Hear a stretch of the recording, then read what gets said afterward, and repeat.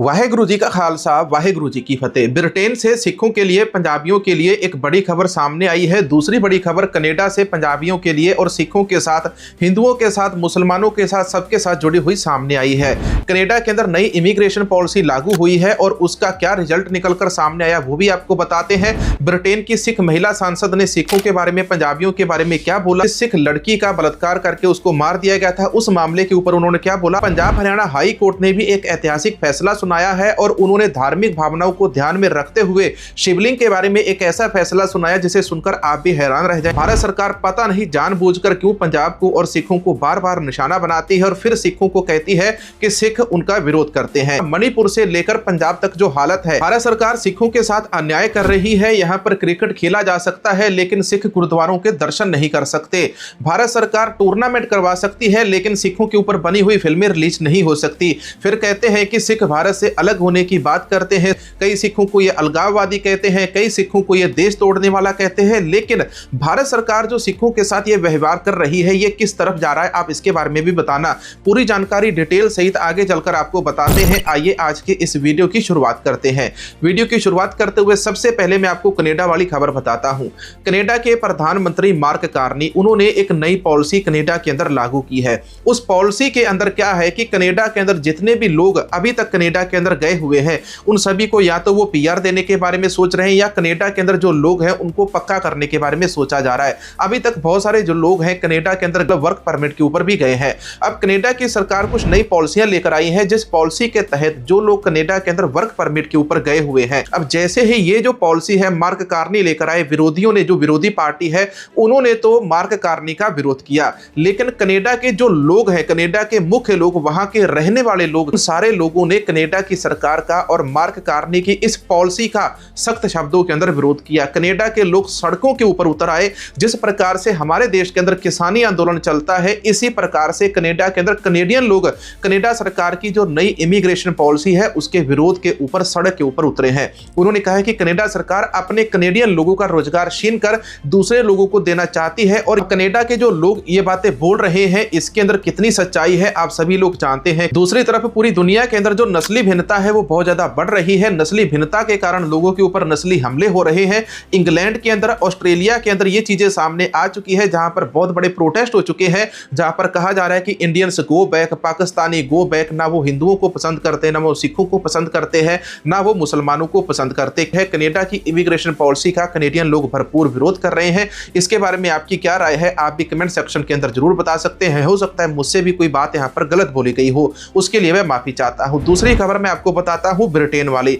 Britain के अंदर हमारी जो सिख सांसद है प्रीत कौर गिल, ब्रिटेन के अंदर एक सिख बच्ची के साथ नस्ली हमला हुआ। दो गोरे लड़कों ने मिलकर पहले एक सिख बच्ची को, जो कि तकरीबन 20-21 साल की थी, पहले उसको अगवा किया, अगवा करके फिर उसके साथ दुष्कर्म किया। वहां पर सिख बच्ची को फिर मार दिया जाता है, मार के सड़क के किनारे फेंक दिया जाता है। यह मामला पूरी दुनिया के अंदर फैल गया। मामला वहां पर है इसलिए पूरी दुनिया की निगाहें अब ब्रिटेन के ऊपर पहुंच गई कि ब्रिटेन जैसे देश के अंदर दूसरे देशों के नागरिकों के साथ वहां पर अत्याचार हो रहा है, उनका बलात्कार होता है, उनका शोषण होता है। पहली सिख सांसद ब्रिटेन के अंदर प्रीत कौर गिल है जिन्होंने इस मामले को उठाया है।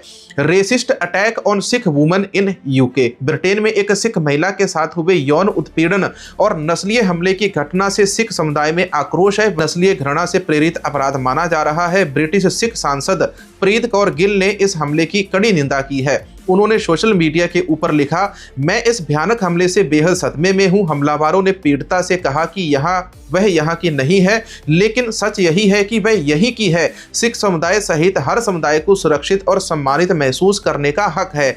अब ब्रिटेन के अंदर कहा गया है कि नई पॉलिसी, नया कानून लेकर आएगी। यदि वहां पर किसी प्रकार से नस्ली भिन्नता वाला मामला सामने आता है तो उन लोगों को पकड़कर फिर वहां पर सजा दी जाएगी। अब बात करते हैं भारत पाकिस्तान की एशिया क्रिकेट कप की, सिखों के ऊपर बनी हुई फिल्मों की। भारत सरकार सिखों के साथ अन्याय कैसे कर रही है, मैं डिटेल सहित आपको बताता हूं। आप सभी को पता होगा सुप्रीम कोर्ट ने कहा था कि जिन लोगों की सजा पूरी हो चुकी है उनको छोड़ दिया जाए, लेकिन भारत सरकार ने, पंजाब सरकार ने, किसी भी सरकार ने अभी तक किसी भी बंदी सिंह को रिहा नहीं किया। अमृतपाल सिंह खालसा पंजाब के अंदर अमृत संचार करवा रहे थे, उनको जेल के अंदर डाला हुआ है। अभी तक कोई भी दोष साबित नहीं हुआ, 3 साल हो गए। बंदी सिखों की रिहाई के लिए मोर्चा मोहाली के अंदर लगा है। दूसरी तरफ भारत और पाकिस्तान के बीच में जो बॉर्डर है, इस बॉर्डर को अब भारत सरकार के द्वारा बंद कर दिया गया है। भारत सरकार कहती है कि जितने भी सिख श्रद्धालु हैं वो पाकिस्तान के अंदर गुरुद्वारा ननकाना साहिब की यात्रा नहीं कर सकते, सुरक्षा कारणों का हवाला देते हुए। सोचो, जब सिखों की बारी आती है, पंजाब की बारी आती है, तो वहां पर सुरक्षा कारणों का हवाला दिया जाता है। अच्छा, जब पंजाब के अंदर एक बनी हुई फिल्म, दलजीत दोसांझ ने फिल्म बनाई थी सरदार जी 3, उस फिल्म के अंदर कौन से सुरक्षा कारण थे? उसके अंदर तो एक पाकिस्तानी कलाकार, एक्ट्रेस ने ही काम किया था, अक्षय कुमार ने काम किया है, बॉलीवुड के बड़े बड़े दिग्गज खानों ने पाकिस्तानी कलाकारों के साथ काम किया। तो क्या वो देशद्रोही हो गए? इसका मतलब यह नहीं होता कि आप किसी पाकिस्तानी के साथ मिलते हो या चीनी के साथ मिलते हो तो आप देशद्रोही हो गए। प्रधानमंत्री मोदी जी कभी चाइना के पीएम से मिल लेते हैं, कभी अमेरिका के पीएम से मिल लेते, तो क्या प्रधानमंत्री मोदी सबसे बड़े देशद्रोही हुए? जिस प्रकार से आप लोगों को देशभक्ति का और देशद्रोही का सर्टिफिकेट बांटते हैं, इस प्रकार से ना देशभक्ति साबित हो सकती है, ना ही इस प्रकार से देशद्रोही तय किया जा सकता है। Cricket cup 2025 India versus Pakistan, Bharat ने पाकिस्तान को 7 विकेट से रौंदा, बर्थडे बॉय ने छक्के से खत्म किया मैच। देखो, भारत और पाकिस्तान के बीच में मैच हो सकता है, लेकिन भारत और पाकिस्तान के बीच में व्यापार नहीं हो सकता।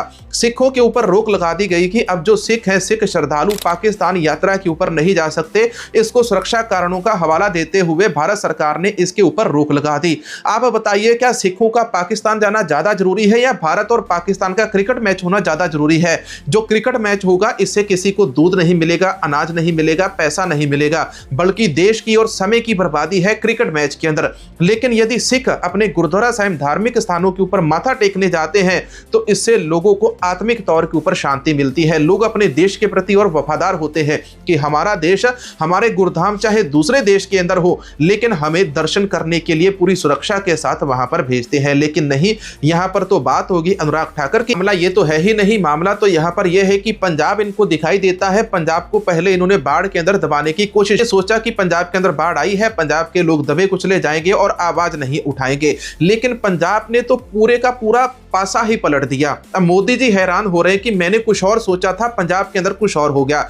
मोदी जी पंजाब आए, पंजाब के किसी भी बाढ़ पीड़ित, एक भी बाढ़ पीड़ित परिवार के साथ मिले। देश के प्रधानमंत्री का फर्ज नहीं है कि क्या वो देश के लोगों को आकर मिले, उनका नुकसान पूछे? ना तो स्टेट का मुख्यमंत्री किसी से मिलने जाता है, ना देश का प्रधानमंत्री मिलने जाता है। ये है हमारे देश की सरकार, इसीलिए लोग खालसा राज चाहते हैं। साल 2027 तक भारत के अंदर खालसा राज आ जाएगा, इस प्रकार की घोषणा हो चुकी है। खालसा राज जिसके अंदर हर एक व्यक्ति का अपना अपना घर होगा। अब ये बात कितनी सच्ची है, कितनी झूठी है, आने वाले दिनों के अंदर आपको पता चल जाएगा। हम इसके ऊपर कोई भविष्यवाणी नहीं करेंगे। जिस प्रकार से आजकल डोनाल्ड ट्रंप पेश आ रहे हैं, जिस प्रकार से रशिया सिखों को, पंजाबियों को बंदी बनाकर अपनी फौज के अंदर जबरदस्ती भर रहा है और यूक्रेन के ऊपर हमले करवा रहा है, ये सारी निशानियां उसी चीज के ऊपर इशारा करती है। देखो, बार बार रशिया ने सिखों को, पंजाबियों को, इंडियंस को पकड़कर जबरदस्ती अपनी सेना के अंदर भर्ती किया। और प्रधानमंत्री मोदी कहते हैं, एस जयशंकर कहते हैं कि रशिया हमारा अच्छा पार्टनर है, हमारा अच्छा मित्र है, हमारा उसके साथ अच्छा बिजनेस चलता है। आपका दोस्त सिखों को, पंजाबियों को, हिंदुओं को, सबको पकड़कर जबरदस्ती, जो वहां पर पढ़ने गए, घूमने गए, उनको भी पकड़कर आपका दोस्त वहां पर जबरदस्ती अपनी फौज के अंदर भर्ती कर रहा है और मोदी साहब से एक शब्द तक नहीं निकल रहा। दूसरी बात ले लो आप गुरुद्वारों की। गुरुद्वारों के दर्शन करने के लिए अगर सिख जाना चाहते हैं तो इसके ऊपर भारत सरकार ने रोक लगा। गृह मंत्रालय ने नवंबर 2025 में गुरु नानक देव जी की जयंती के लिए पाकिस्तान जाने वाले सिख तीर्थयात्री जत्थे को रद्द कर दिया। यह निर्णय पाकिस्तान में मौजूदा सुरक्षा स्थिति के आधार के ऊपर लिया गया। अच्छा, सिख वहां पर नहीं जा सकते, भारत पाकिस्तान का व्यापार नहीं हो सकता, सिखों की कोई फिल्म रिलीज नहीं हो सकती, दलजीत दोसांझ के ऊपर आप लोग बैन लगाने के लिए बैठे हुए हैं, पंजाब में आपदा आई, आप लोगों ने मदद नहीं भेजी। भारत देश के लोगों ने पंजाब का बढ़ चढ़कर साथ दिया, कंधे के साथ कंधा जोड़कर पंजाब के अंदर मदद करने के लिए लगे हुए हैं। पूरे पंजाब के अंदर सारी सड़कें टूटी हुई हैं। आम आदमी पार्टी ने किसी भी सड़क को नहीं बनाया पिछले 3 सालों के अंदर। अगर कोई सवाल करता है तो उठाकर उसको जेल में डाल दिया जाता है। इसी प्रकार से कनाडा से एक और खबर सामने आती है। कनाडा की अदालत ने 2025 में खालिस्तान से जुड़ी 30 शरण अपीलों को खारिज कर दिया।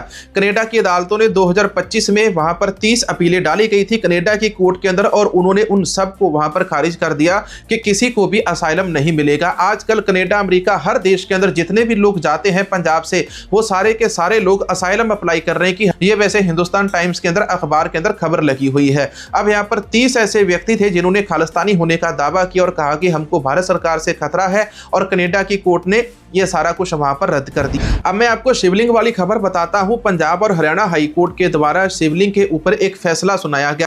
पंजाब एवं हरियाणा उच्च न्यायालय ने एक ब्रांड के लोगों से शिवलिंग की छवि हटाने की मांग वाली हित याचिका में एक आयुर्वेद कंपनी के उत्पादों की पैकेजिंग से शिवलिंग की तस्वीर हटाने के निर्देश देने की मांग की सुनवाई करते हुए कहा कि यह मामला बहुत संवेदनशील है, धार्मिक भावनाओं के साथ जुड़ा हुआ है और कंपनी को अपने जितने भी उनके ब्रांड है उनके सारे ब्रांड्स के ऊपर से शिवलिंग की फोटो हटानी पड़ेगी, देवी देवताओं की फोटो हटानी पड़ेगी और आने वाले समय के अंदर ध्यान में रखा जाए कि किसी की धार्मिक भावना आहत ना हो। जिन भाइयों ने पिछले वीडियोज के ऊपर हमको गूगल पे के द्वारा सपोर्ट किया था, इनका आपको नाम बताते हैं, परमजीत मिड्डा, करमवीर यादव, इनका हम तहे दिल से धन्यवाद करते हैं। मिलेंगे एक और नए वीडियो नई जानकारी के साथ। या विनती करेंगे वीडियो के नीचे एक छोटा सा सुपर थैंक्स डोनेट जरूर करें।